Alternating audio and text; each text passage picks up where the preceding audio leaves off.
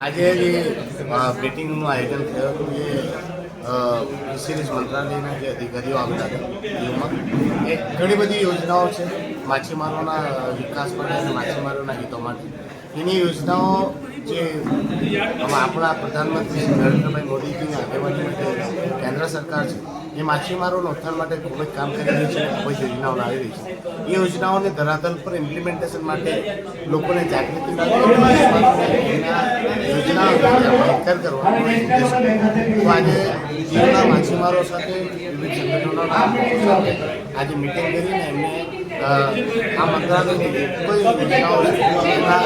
લાભ માટે એ લોકોને સમજાવવામાં આવી, યોજનાઓની માહિતી આપવામાં આવી અને આ યોજનાઓનો લાભ મહત્તમ લે એવી કોશિશો કરવામાં આવી રહી છે. અને અમને ઉમ્મીદ છે કે દમણ દીવનું પ્રશાસન અને મંત્રાલય અને અમે મળીને આ મહત્તમ લાભ આ જે યોજનાઓનો છે એ માછીમારોને અપાવી શકે એવી કોશિશ કરવાની છે.